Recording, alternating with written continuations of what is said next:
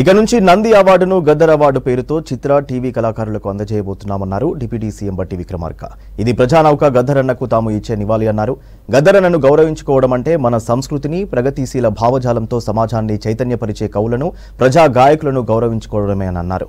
గద్దర్ అవార్డులు తెలంగాణ కళాకారుల కీర్తి పతాకాన్ని ప్రపంచానికి చాటు చెబుతాయన్నారు బట్టి.